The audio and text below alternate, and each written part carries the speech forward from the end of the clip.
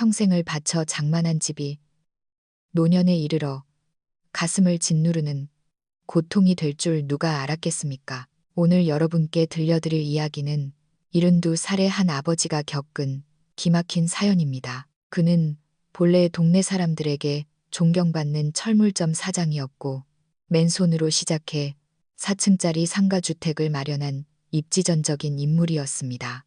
하지만 단 3개월 만에 며느리의 계산 속과 아들의 우유 부단함 때문에 한 집안의 가장에서 권리 하나 없는 세입자 신세로 전락하고 말았습니다. 벼랑 끝에 몰렸을 때 한 변호사가 그에게 말했습니다. 어르신께서는 대한민국 부모의 90%가 저지르는 치명적인 실수를 범하셨습니다. 도대체 그는 무엇을 잘못했던 걸까요? 어쩌다 이런 상황까지 내몰리게 된 걸까요? 그리고 그 깊은 밤, 우연히 들은 대화가 어떻게 그의 남은 인생을 송두리째 바꿔놓게 되었을까요?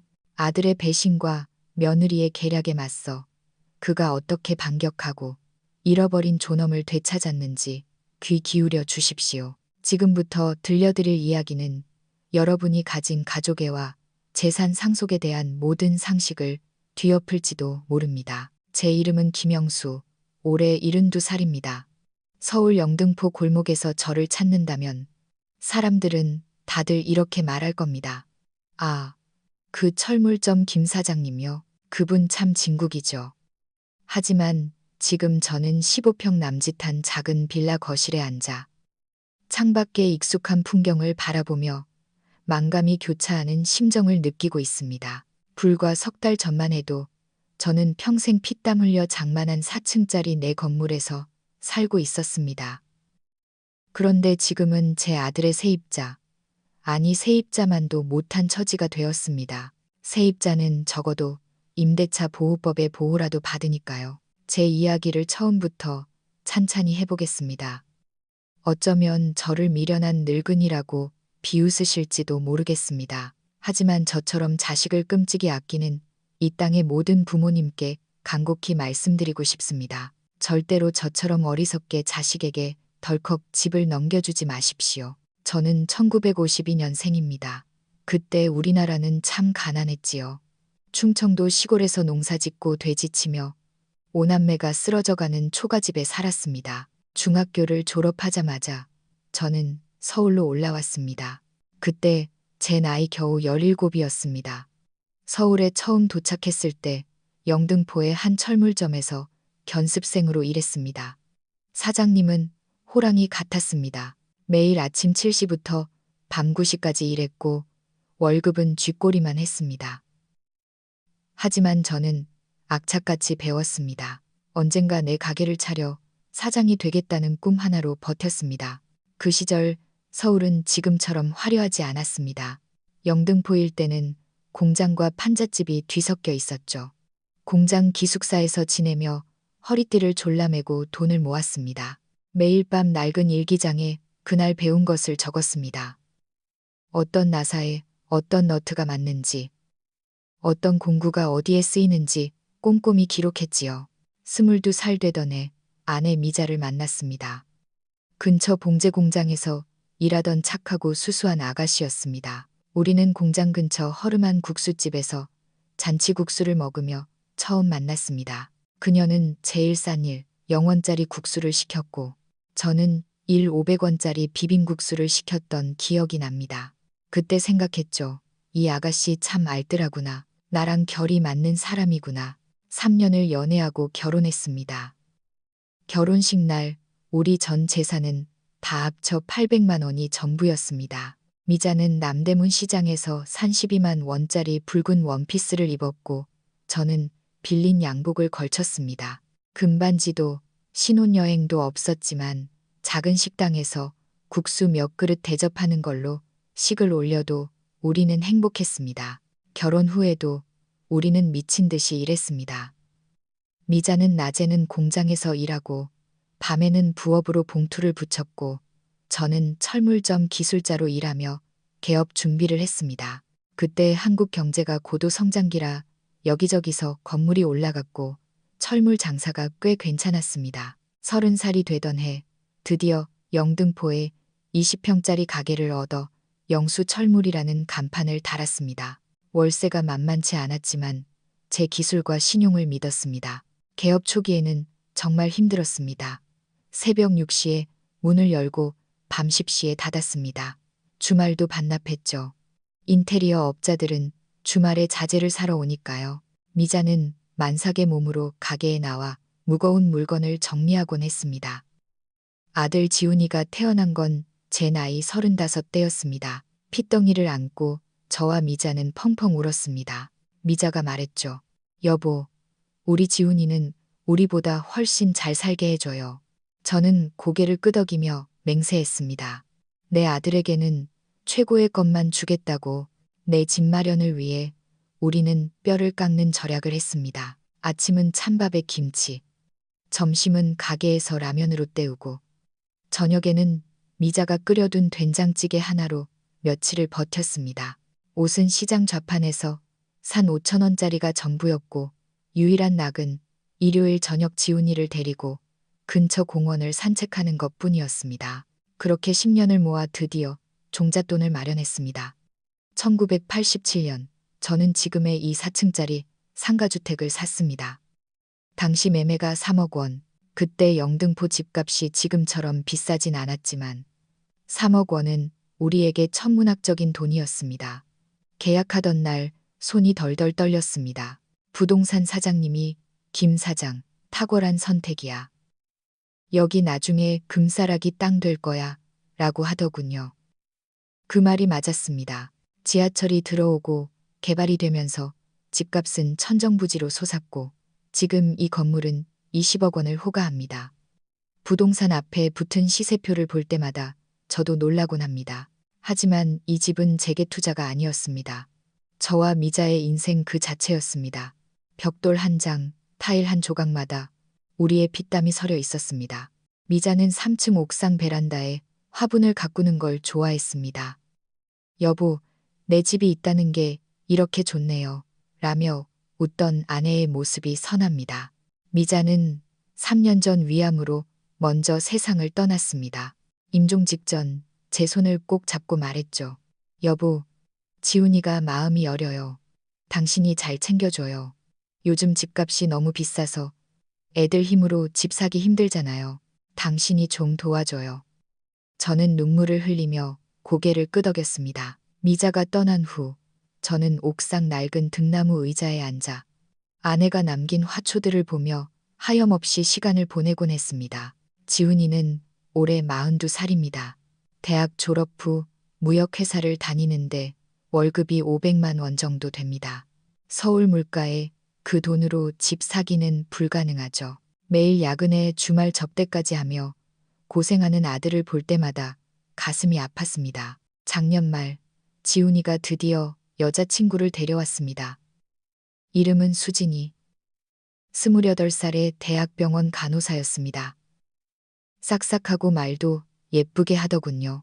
저를 보자마자 아버님, 아버님 하며 살갑게 구는데 제가 지훈 씨 잘 내조할게요. 아버님도 잘 모시고요. 라고 말하는 모습에 금세 마음을 뺏겼습니다. 2달 뒤 상견례 자리에서 수진이 부모님을 만났습니다. 은퇴한 공무원이라는 사돈어른은 꽤 깐깐해 보였습니다. 김 사장님, 수진이 어머니가 차를 한 모금 마시더니 천천히 입을 열었습니다. 요즘 서울 집값 아시잖아요. 전세도 몇 억씩 하는데 우리 수진이 시집 보내면서 고생시키고 싶진 않아요. 저는 무슨 뜻인지 알아듣고 고개를 끄덕였습니다. 지훈이 명의로 된 집이 있으면 저희가 참 안심이 될 텐데요. 여자 입장에서 안정감이 중요하니까요. 옆에 있던 지훈이가 난처한 듯 어머니, 그건 나중에 라고 말렸지만 저는 그 자리에서 호기롭게 말했습니다. 사돈어른 걱정 마십시오. 이 상가주택 우리 지훈이한테 물려줄 겁니다. 흙이 있어야 재물이 모인다는 게 제 신조입니다. 그제야 사돈어른 얼굴에 화색이 돌더군요. 어머, 정말요? 김 사장님, 정말 자식 사랑이 대단하시네요. 아들이 장가 간다는데 아비로서 못해줄 게 뭐 있겠습니까? 게다가 미자의 유언도 있었고요. 그날 밤 저는 집을 넘겨주기로 결심했습니다. 어차피 나중에 지훈이 것이 될 집, 미리 줘서 기 살려주는 게 좋지 않겠나 싶었죠. 다음 날 아침, 바로 단골 법무사 사무실을 찾았습니다.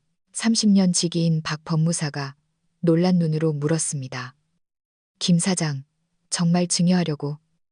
세금이 장난 아닐 텐데 얼마나 나오는데? 박 법무사가 계산기를 두드리더니 말했습니다. 공시지가로 해도 증여세가 1억 2천은 나올 거고 취득세까지 하면 3억 가까이 깨질 거야.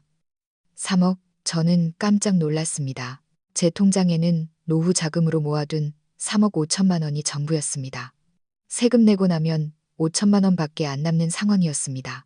하지만 아들 결혼을 위해 미자와의 약속을 위해 눈 딱 감고 진행했습니다. 괜찮아. 자식 위하는 일인데 아까울 게 뭐 있어. 등기소에서 제 이름이 지워지고 아들 이름이 박히는 걸 보며 만감이 교차했습니다. 아버지, 감사합니다. 지훈이가 눈시울을 붉히며 말했습니다. 저는 아들 어깨를 두드렸습니다. 이건 내가 너한테 주는 유산이다. 딱 하나만 약속해라. 내가 이 집에서 죽는 날까지 편안하게 살게 해다오. 그럼요, 아버지. 여긴 영원히 아버지 집이에요. 며느리 수진이도 옆에서 거들었습니다. 아버님, 저희가 평생 효도할게요. 그 순간 저는 제가 세상에서 가장 옳은 결정을 했다고 믿었습니다. 증여 후 집안 분위기는 화기애애했습니다. 결혼식도 성대하게 치렀고 수진이 어머니는 사위 자랑에 입이 말랐죠. 신혼 초 몇 달간 수진이는 정말 천사 같았습니다. 매일 아침 제가 좋아하는 고등어 조림을 끓여주고 제 생일에는 거실에 풍선 장식을 하고 안마의자까지 선물했습니다. 아버님, 허리 안 좋으시잖아요. 저희가 큰맘 먹고 샀어요. 200만 원짜리 안마의자를 보며 저는 가슴이 뭉클했습니다. 동네 사람들도 다들 부러워했습니다. 김 사장 며느리 잘 얻었네. 요즘 세상에 시아버지 모시고 사는 며느리가 어디 있어. 저는 으쓱해서 말했죠. 내 자식들인데 당연하지. 집 미리 준 거 하나도 안 아까워. 하지만 행복은 길지 않았습니다. 결혼 3개월 후부터 미묘한 변화가 감지되었습니다. 시작은 현관 도어록이었습니다. 어느 날 가게 일을 마치고 올라가니 열쇠 수리공이 와 있더군요. 아니, 멀쩡한 걸 왜 바꾸니? 아버님, 옛날 게 좀 뻑뻑해서요. 최신 지문 인식으로 바꿨어요. 보안도 좋고요. 수진이가 웃으며 말했습니다. 그런데 새 도어록으로 바뀐 뒤 제 지문 등록은 차일피일 미루더군요. 비밀번호도 안 알려줘서 들어갈 때마다 초인종을 눌러야 했습니다. 아버님 죄송해요. 깜빡했네요. 나중에 등록해드릴게요. 그 나중에는 오지 않았습니다. 다음은 가구였습니다. 제가 30년 넘게 아끼던 거실의 자개장과 등나무 의자가 사라졌습니다. 얘야, 내 의자 어디 갔니? 아버님, 그거 너무 낡아서 곰팡이 냄새 나요. 창고에 넣었어요. 대신 이태리 가죽 소파 샀어요. 예쁘죠? 새 소파는 예뻤지만 딱딱하고 불편했습니다. 뭐라고 하려다. 수진이의 생글거리는 얼굴을 보며 말을 삼켰습니다. 제가 쓰던 오래된 다기 세트도 촌스럽다는 이유로 구석에 처박히고 모던한 커피잔 세트가 그 자리를 차지했습니다. 가장 견디기 힘든 건 대화의 변화였습니다. 예전엔 소소한 일상을 나눴는데 이제는 온통 돈과 투자 얘기뿐이었습니다. 아버님, 요즘 이 동네 집값이 얼마인지 아세요? 수진이가 밥상머리에서 물었습니다. 모른다. 집은 사는 곳이지 파는 게 아니야. 그래도 재테크 개념은 있어야죠. 제 친구 말로는 지금이 투자 적기래요. 지훈이도 옆에서 거들었습니다. 맞아요, 아버지. 대출 좀 받아서 오피스텔 몇 채 사서 월세 놓으면 좋잖아요. 이 집 담보로 대출을 받겠다고? 제가 정색하자 며느리가 웃으며 수습했습니다. 아유, 그냥 해본 소리예요. 불안감이 엄습했습니다. 법적으로 집은 이미 그들 소유였으니까요. 점점 저는 제 집에서 이방인이 된 기분이었습니다. 예전엔 친구들을 불러 막걸리 한잔하는 게 낙이었는데 이젠 눈치가 보여 그럴 수도 없었습니다. 아버님, 손님 오시면 미리 말씀해 주세요. 제가 좀 불편해서요. 수진이의 말에 저는 입을 다물 수밖에 없었습니다. 밤마다 죽은 아내 생각이 났습니다. 지훈이가 마음이 약하니 당신이 잘 챙겨요. 그 말이 귓가에 맴돌았습니다. 그러던 어느 날 밤, 제 인생을 송두리째 뒤흔든 사건이 일어났습니다. 새벽 2시 30분, 전립선 비대증 때문에 화장실을 가려고 깼습니다. 아들 부부 깰까봐 살금살금 복도를 지나는데 지훈이 방에서 두렁거리는 소리가 들렸습니다. 처음엔 TV 소리인 줄 알았는데 싸우는 소리였습니다. 그냥 지나치려다 수진이의 날카로운 한마디에 발이 얼어붙었습니다. 집 이미 우리 명의로 넘어왔잖아. 법적으로 우리 재산인데 뭐가 걱정이야. 심장이 쿵쾅거렸습니다. 문가에 귀를 대고 숨을 죽였습니다. 그래도 아버지가 멀쩡히 살아계신데 어떻게 그래. 지훈이의 기어들어가는 목소리였습니다.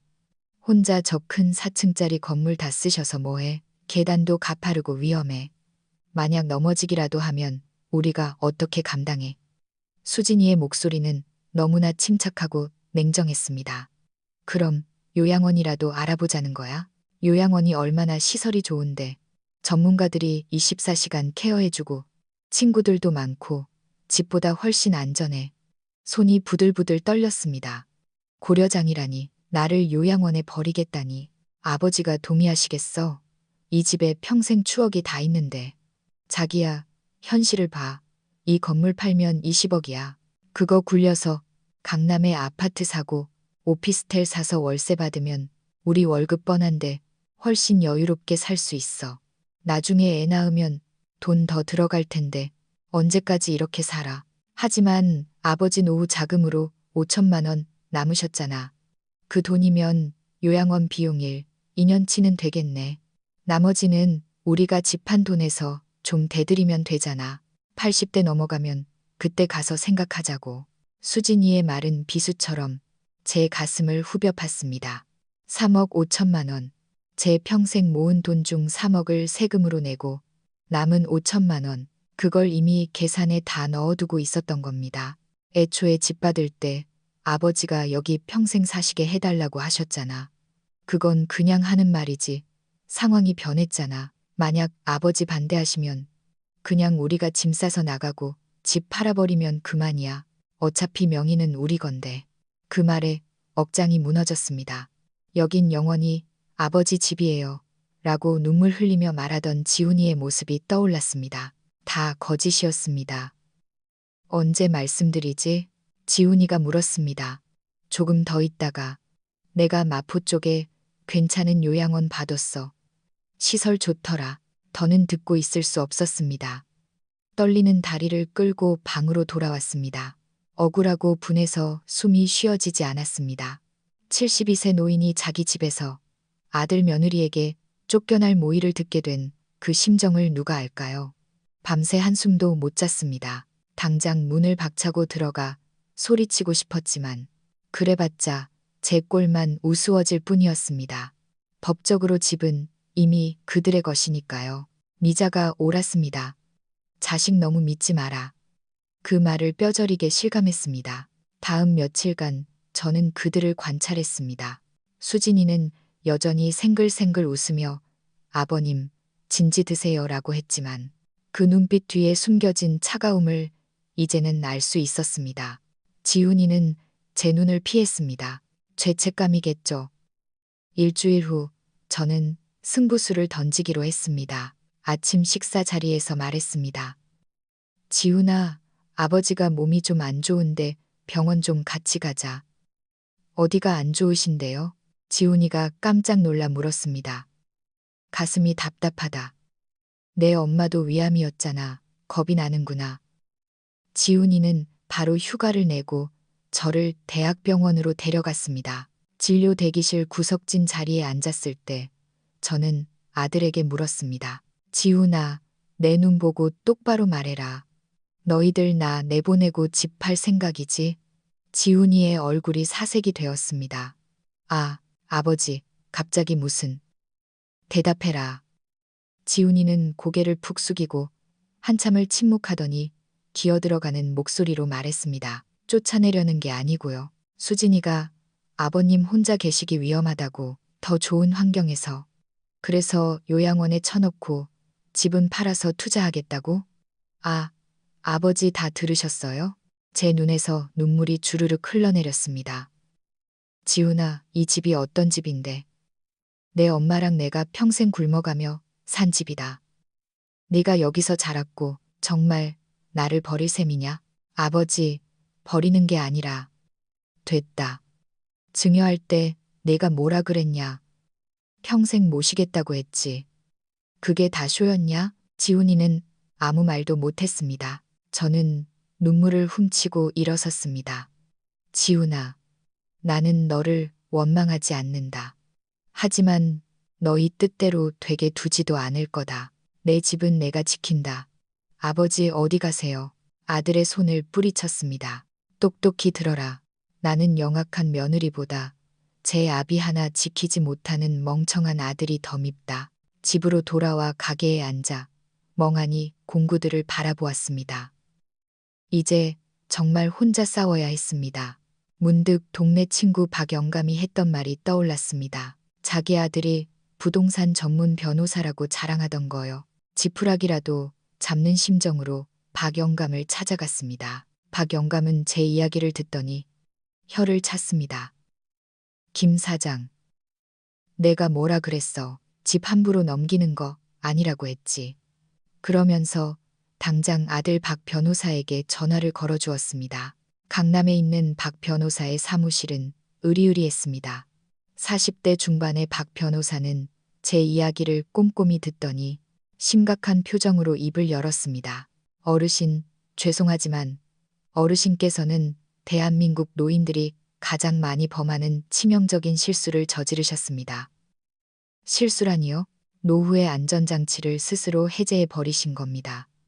박 변호사는 4가지 실수를 지적했습니다. 첫째, 세금을 헛돈 쓰셨습니다. 상속으로 갔으면 공제 한도가 커서 세금이 거의 안 나왔을 겁니다. 20억짜리 건물이라도 배우자 공제, 일괄 공제 받으면 증여세 3억보다 훨씬 적게 냈을 겁니다. 평생 모은 노후 자금을 그냥 나라에 바치신 꼴이죠. 가슴이 턱 막혔습니다. 내 3억 원. 둘째, 아들에게도 세금 폭탄을 안겨주셨습니다. 2월 과세라고 들어보셨습니까? 아들이 이 집을 팔 때 양도소득세가 엄청날 겁니다. 증여받은 지 10년 안에 팔면 취득가액을 어르신이 샀던 옛날 가격으로 계산하게 될 수도 있어요. 세금이 수억 원 깨질 겁니다. 셋째, 통제권을 잃으셨습니다. 등기가 넘어간 순간 법적으로 어르신은 남입니다. 넷째, 이게 제일 큽니다. 퇴로가 없습니다. 자식이 효도 안 하면 굶어 죽는 구조를 만드신 겁니다. 변호사 양반, 그럼 난 어떻게 해야 하오? 이제 길바닥에 나앉게 생겼는데. 박 변호사는 잠시 생각하더니 서류를 꺼냈습니다. 이미 등기가 넘어갔으니 되돌리긴 어렵습니다. 하지만 방법이 아주 없는 건 아닙니다. 방법이 있어. 부동산 신탁이나 가등기 같은 걸 미리 해두셨으면 좋았겠지만 지금 상황에서는 부담부 증여의 조건을 이용해야 합니다. 부담부 증여? 네, 집을 줄 때 부모를 봉양한다는 조건이 붙은 증여입니다. 민법상 수증자가 부양 의무를 이행하지 않으면 증여를 해제할 수 있습니다. 물론 소송 가면 입증하기 어렵고 시간도 오래 걸립니다. 하지만 이걸 협상 카드로 쓸 수는 있습니다. 협상이라니 아드님 부부에게 집을 되찾겠다는 소송을 걸겠다는 뉘앙스를 풍기면서 실질적인 거주권을 보장받는 각서를 쓰고 공증을 받는 겁니다. 박 변호사의 눈이 빛났습니다. 그리고 또 하나의 무기가 있습니다. 바로 세금입니다. 며느리는 당장 집 팔아서 현금화하고 싶어 하죠. 그들이 모르는 양도세 폭탄을 알려주면 주춤할 겁니다. 또 하나, 사회적 체면입니다. 아드님 회사, 며느리 병원에 이 사실이 알려지는 걸 그들도 원치 않을 겁니다. 우리는 바로 다음 날 협상 자리를 마련했습니다. 변호사 사무실이라는 낯선 환경에 불려온 아들 부부는 긴장한 기색이 역력했습니다. 수진이는 짐짓당당한 척했지만 불안해 보였습니다. 박 변호사가 차분하게 공격을 시작했습니다. 오늘 이 자리는 김영수 어르신의 거주권 보장을 위해 마련되었습니다. 민법 제556조에 따라 부양 의무를 이행하지 않을 경우 증여해제 소송이 가능합니다. 변호사님, 집은 이미 제 명의인데요. 수진이가 날카롭게 대꾸했습니다. 그리고 저희가 아버님 내쫓은 적 없어요. 녹취록이라도 공개할까요? 제가 툭 던지자 수진이 얼굴이 하얗게 질렸습니다. 박 변호사는 계산기를 두드리며 말을 이었습니다. 그리고 집 팔 계획이신 것 같은데 지금 팔면 세금으로만 6, 7억은 날아갑니다. 복비에 뭐에 다 떼면 손에 쥐는 거 별로 없을 겁니다. 증여받은 지 5년도 안 돼서 파는 건 바보짓이죠. 세금 얘기에 지훈이와 수진이가 꿀먹은 벙어리가 되었습니다. 그들은 단순히 집값 20억만 생각했지 세금 무서운 줄은 몰랐던 겁니다. 자, 소송 가서 집안 망신 다 시키고 세금 폭탄 맞으시겠습니까? 아니면 합의하시겠습니까? 결국 수진이가 꼬리를 내렸습니다. 그럼 어떻게 하면 되죠? 박 변호사는 미리 준비한 효도 계약서를 내밀었습니다.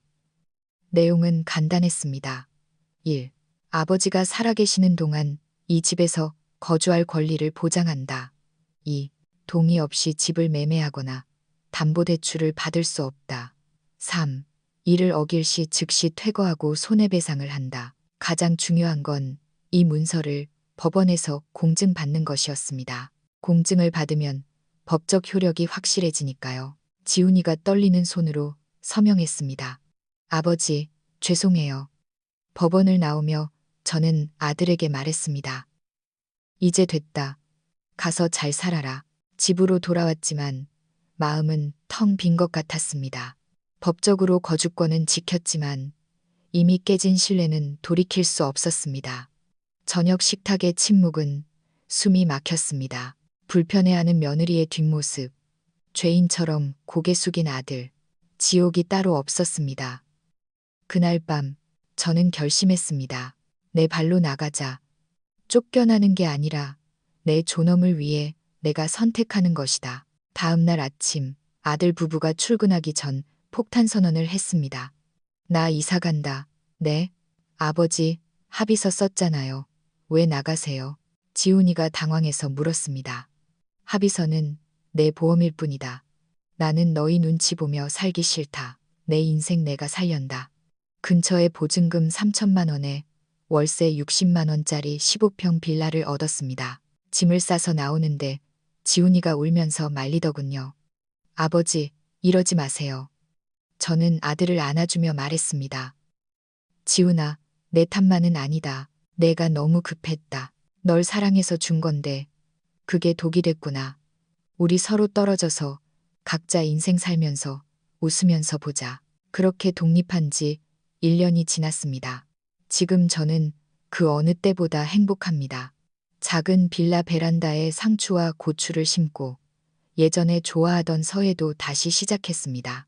지족상락이라는 글귀를 써서 벽에 걸었습니다. 동네 복지관에서 법률 상담 자원봉사도 합니다. 저와 비슷한 처지의 노인들에게 제 경험을 들려주고 절대 미리 집 주지 마라. 줄 거면 효도 계약서 쓰고 가등기라도 걸어라라고 조언해 줍니다. 제 실패담이 남들에게는 훌륭한 교과서가 되더군요. 지훈이도 많이 변했습니다. 매주 토요일이면 혼자 반찬을 바리바리 싸들고 저를 찾아옵니다. 처음엔 죄송하다는 말만 하더니 이젠 회사 일도 상의하고 예전처럼 살갑게 굽니다. 며느리 수진이도 가끔 아이를 임신했다는 소식을 전하며 안부 전화를 합니다. 거리가 생기니 오히려 관계가 회복되더군요. 며칠 전엔 지훈이가 승진했다며 좋아했습니다. 예전엔 아내가 하자는 대로만 하던 녀석이 이번 일을 겪으며 가장으로서 중심을 잡게 된 것 같습니다. 얼마 전 수진이가 또 투자 얘기를 꺼냈을 때 지훈이가 단호하게 거절했다더군요. 그 집은 아버지 집이야. 딴 생각 마. 라고요. 그 얘기를 듣고 얼마나 듬직했는지 모릅니다. 여러분, 사랑은 무조건적인 희생이 아닙니다. 진정한 사랑은 지혜로워야 합니다. 내 노후가 안전해야 자식에게도 짐이 되지 않고, 그래야 웃으며 자식을 사랑할 수 있습니다. 내 인생의 백희는 내가 쥐고 있어야 합니다. 그래야 거친 파도 속에서도 흔들리지 않고 항해할 수 있습니다. 오늘 제 이야기가 여러분께 작은 울림이 되었기를 바랍니다. 혹시 재산 상속을 고민하고 계신가요? 변호사와 상담하십시오. 신탁이든 가등기든 안전장치를 하십시오. 그게 자식도 살리고 나도 사는 길입니다. 지금까지 강하고 단단해진 김영수였습니다. 감사합니다.